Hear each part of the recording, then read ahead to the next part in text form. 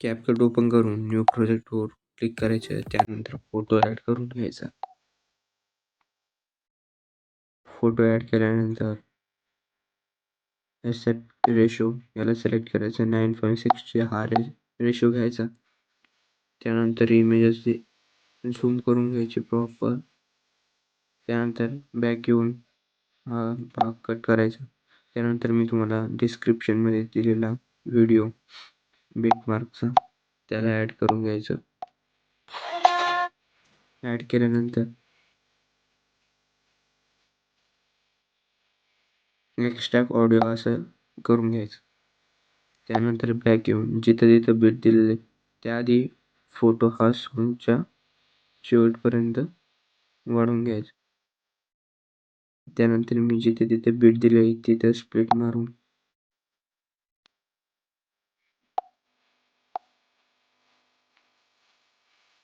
असे स्प्लिट मारायचे.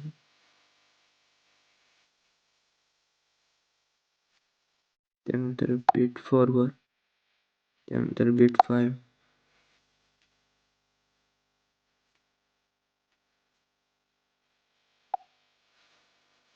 त्यानंतर बीट 6 वर आणि त्यानंतर बीट 7.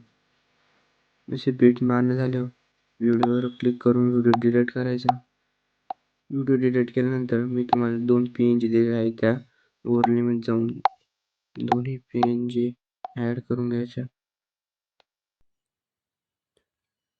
त्यानंतर वरच्या PNG असं झूम करून इथे सेट करून द्यायची. तिची लेंथ ही इथपर्यंत ठेवायची. त्यानंतर ही इमेज अशी प्रॉपर इथे सेट करायची. इथे त्यानंतर इथे अशी ॲड करायची. त्यानंतर हिची लेंथ पण शेवट व्हिडिओच्या शेवट न्यायची. त्यानंतर सेकंड इमेजला क्लिक करून ॲनिमेशनमध्ये जायचं. इनमध्ये रॉक व्हर्टिकल हा इफेक्ट लावायचा. त्यानंतर सेकंड इमेजला क्लिक करून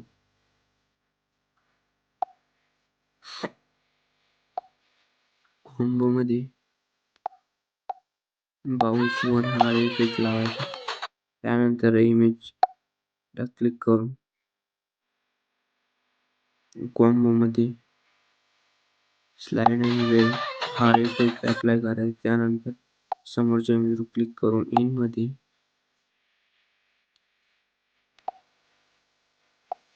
व्हर्टिकल हा इफेक्ट ॲड करायचा. त्यानंतर शेवटच्या इमेजमध्ये कॉम्बोमध्ये डिस्ट्रॉय हा इफेक्ट अप्लाय करायचा.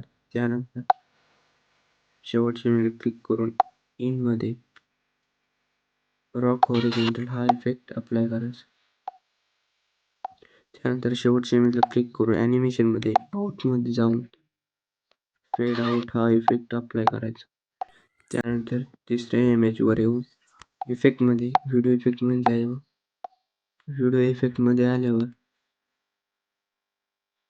त्यानंतर तुम्हाला टेमोरो स्ट्रेच हा इफेक्ट दिसेल.